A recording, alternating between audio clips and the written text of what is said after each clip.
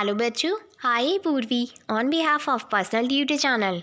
आज हम लोग क्लास 8 यूपी बोर्ड इंग्लिश का lesson number 16 the missile man of India पढ़ने वाले हैं। The missile man of India कौन है? नाम सुनते ही हमारे माइंड में एक ही नाम याद आता है, doctor APJ Abdul Kalam. Yes, APJ Abdul Kalam 15 October 1931 to 27th July 2015. You must have heard the name of APJ Abdul Kalam, the former President of India. आप लोगों ने इनका नाम तो सुना ही होगा, जो हमारे देश की फॉर्मर प्रेसिडेंट रह चुके, राष्ट्रपति रह चुके हैं। He was born on 15th October 1931. जिनका बर्थ हुआ है 15 अक्टूबर 1931 में at Rameswaram in Tamil Nadu. He belongs to a poor family, जो एक बहुत गरीब फैमिली से बिलोंग करते हैं। The main income of his family was from ferrying the pilgrims across the sea between the Rameswaram and the Dhanushkodi. उनकी मेन इनकम क्या थी? जब वो पिलग्रिम्स की फेयरिंग करते थे सी पर, यानी समुद्र के आसपास, फ्रॉम रामेश्वरम एंड धानुकोडी, धानुकोडी से रामेश्वरम ले जाना, रामेश्वरम से धानुकोडी ले जाना।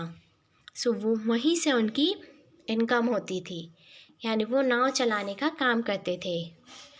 The family of the Abdul Kalam lived comfortably till a strong cyclone lashed the shore of Rameswaram. Cyclone आने से पहले APJ अब्दुल कलाम की जो फैमिली थी बहुत आराम से रह रही थी, लेकिन जब वहाँ पर साइक्लोन आया तो सब कुछ तहस नहस हो गया। The storm destroy their boat which was their only source of income. उस स्टॉर्म ने वो बोट को डिस्ट्रॉय कर दिया, जो उनका ओनली सोर्स था इनकम का, जिसके बेसिस पर वो इनकम कर पा रहे थे। The young Abdul Kalam did not lose his heart. जो यंग APJ अब्दुल कलाम थे, उन्होंने कभी भी हार नहीं मानी थी। He wanted to help his family. वो हमेशा अपनी फैमिली की मदद करना चाहते थे। He saw that there was a great demand of turmeric tea. उन्हें हमेशा से पता था कि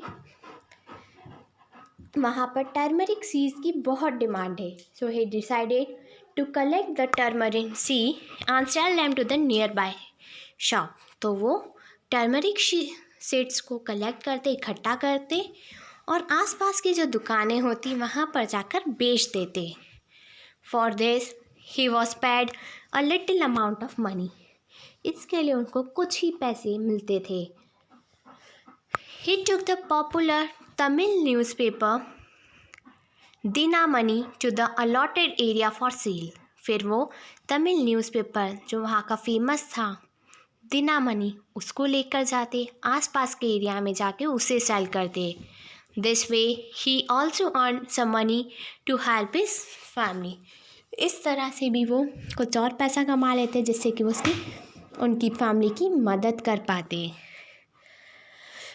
His dream was to help his family and to become a scientist. उनका हमेशा से सपना था कि वो एक साइंटिस्ट बने। As a student too, he faced many hardships. जब वो सिर्फ एक स्टूडेंट थे, बहुत कम एज में भी उन्होंने कई सारी परेशानी उठाई। He faced those challenges bravely. उन्होंने सारे चैलेंजेस को बहुत हिम्मत से फेस किया। He specialized in the aero engineering from Madras Institute of Technology, and Dr. Abul Pakir Jalauddin Abdul Kalam became a great scientist. फिर उन्होंने एरो इंजीनियरिंग करी मद्रास से, from Madras institute of technology, and APJ Abdul Kalam एक बहुत अच्छे scientist बन गए। He worked in the DRDO in 1958. 1958 में उन्होंने DRDO में काम किया एंड देन जॉइन इसरो इन 1963. 1963 में जाके उन्होंने इसरो ज्वाइन कर लिया। He met significant contribution to Indian satellite, उन्होंने काफ़ी सारे सिग्निफिकेंट किए, काफ़ी सारा कंट्रीब्यूशन दिया इंडियन सैटेलाइट को, and also in the missile programme of DRDO. As project director, SLV III, he contributed for the design, development and the management of India first Aegis satellite launch vehicle to inject the Rohini satellite in the near Earth orbit. फिर उन्होंने काफ़ी सारे contribution किए और एक project में वो director बने थे, उसको कंट्रीब्यूट किया उन्होंने, डिज़ाइन डेवलप करी and launch SLV III. His greatest contribution was in the field of missile. उनका जो ग्रेटेस्ट कंट्रीब्यूशन था, जो उनका सबसे बहुत ज़्यादा योगदान जो उन्होंने दिया, वो दिया है मिसाइल्स में. अग्नि, Prithvi, Akash, Trishul and Nag missiles have become household names in India. So ये जो मिसाइल्स है वो आज के टाइम पर हम सभी लोग जानते, बहुत कॉमन हो गई है. So, SLV III on the launch pad. Successful launch of the Prithvi missile. Agni missile on the launch pad. So, beside being such a great scientist, as a humanitarian and with his extreme simplicity, he had become a national hero. सिर्फ एक अच्छे scientist ही नहीं, वो एक अच्छे human being थे, एक बहुत सिंपल सा जीवन जीने वाले एक बहुत अच्छे इंसान भी थे, जिनको हम नेशनल हीरो के नाम से जानते हैं. वो अब हमारे देश के नेशनल हीरो बन गए थे. He became the 12th president of India in 2002. 2002 में वो हमारे इंडिया के 12th प्रेसिडेंट बने. He received several award as Padma Bhushan. उनको काफ़ी सारे अवार्ड मिले, जैसे कि 1981 में मिला है पद्म भूषण, 1990 में मिला है Padma Vibhushan, Bharat Ratna, the great civilian award in 1998, including Indira Gandhi award for the national integration in 1997. So ये सभी बड़े बड़े अवार्ड्स APJ अब्दुल कलाम को मिले हैं. सो बच्चों, आई होप कि आपको APJ अब्दुल कलाम की स्टोरी अच्छी लगी होगी. अगर आपको इससे रिलेटेड कोई भी डाउट है तो मुझे आप कमेंट सेक्शन में कमेंट करके बता सकते हैं.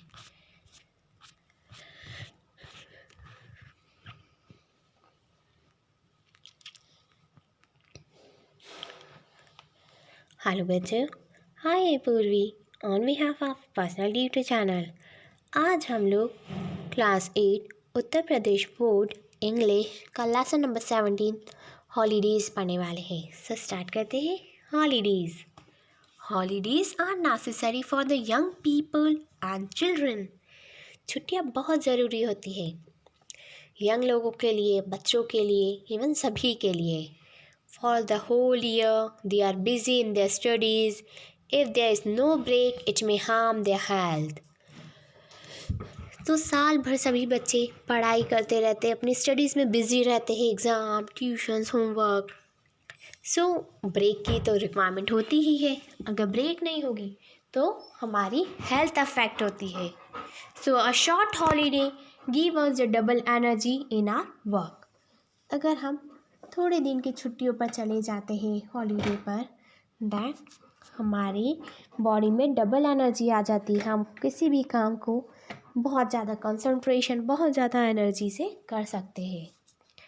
So but the holiday should be use wisely. पर हॉलीडेज़ वाइजली यूज़ होनी चाहिए. हमें छुट्टियों का फ़ायदा नहीं उठाना चाहिए. Holidays are not for the idleness, stupidity and the foolishness. We should avoid unhealthy amusement. After a long day of the work, we need rest. If we want to enjoy our work, regular interval for the rest are really necessary. हम continuously work करते हैं, job पर जाते हैं, school जाते हैं, पढ़ाई करते हैं, ट्यूशन जाते हैं. सो हम लोग अगर हमें कोई हॉलीडे मिलती है दैन हमें वहाँ पर जाकर एंजॉय करना है, जैसे कि हमारा माइंड फ्रेश हो जाए, सो एक कुछ टाइम का इंटरवल बहुत ज़रूरी है। So if you want to enjoy work, अगर हम किसी भी काम को एन्जॉय करके करते हैं, regular interval for the rest are really necessary. इसलिए कुछ टाइम इंटरवल के बाद हम रेस्ट कर लेनी चाहिए, जो कि बहुत ज़रूरी है हमारी हेल्थ के लिए। As the saying goes, all works and no play make Jacks a dull boy. जैसे कि एक कहावत है कि अगर हम काम ही काम करते जाएंगे, खेलेंगे नहीं, तो हम एक डल बॉय बन जाएंगे। Jack as a dull boy. This year, during holiday in the month of May and June, I went to Nainital with my father and mother. इस साल जब मुझे हॉलीडे मिले थे मई और जून में, तो हम लोग नैनीताल गए थे अपनी मम्मी और पापा के साथ। द वेदर वॉज कूल, मौसम बहुत ही ठंडा था। There we got a comfortable room in the hotel, वहाँ पर हमको एक बहुत अच्छा रूम मिला होटल में। We went to the Naina Devi peak, हम लोग वहाँ पर नैना देवी पीक पर भी गए। From where we saw the high mountains, जहाँ से हमने बहुत ऊंचे ऊंचे माउंटेन्स देखे। Then we went to Tiffin Top and saw the green forest, उसके बाद हम लोग टिफिन टॉप पर गए एंड वहाँ से हमने हरे भरे फॉरेस्ट देखे, जंगल देखे। We also visited Naina Devi temple, हम लोग वहाँ पर नैना देवी टेम्पल में भी गए। We saw the big rocks and the tall trees around the temple, हमने वहाँ पर बहुत बड़ी बड़ी चट्टानें, बहुत बड़े बड़े पेड़ देखे नैना देवी टेम्पल के पास। We went to the bus stop at Mallital in the afternoon, हम फिर मालीतल दोपहर के टाइम पर मालीतल बस स्टॉप गए। From there we saw the beautiful boats in the lake, जहाँ से हमने ब्यूटीफुल बोट्स देखी लेक पर। The boats are white, blue, red and yellow, जो बोट्स थी वो वाइट कलर की, ब्लू कलर की, रेड कलर की, येलो कलर की थी। And they are going and coming from Mallital to Tallital, जो बोट से वो आ रही जा रही थी मालीतल से तालीतल तक। After Nainital we went to Mussoorie. Mussoorie is a hill station, Mussoorie एक हिल स्टेशन है। We enjoy our visit here, हमने वहाँ पर बहुत इन्जॉय किया।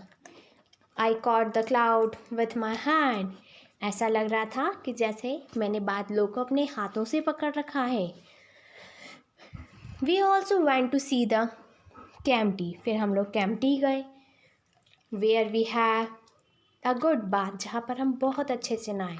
The scene of the fall was very fascinating, जहाँ का फॉलिंग सीन बहुत ही अच्छा था, बहुत ही सुंदर दृश्य था। आई एन्जॉयड अ लॉट, मैंने बहुत इन्जॉय किया।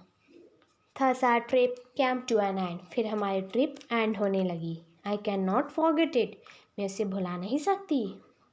On my return to Allahabad I was feeling happier and healthier, जब हम लोग वापस आ रहे थे इलाहाबाद तो मुझे बहुत अच्छा फील हो रहा था, बहुत खुशी हो रही थी। I feel very healthier then earlier.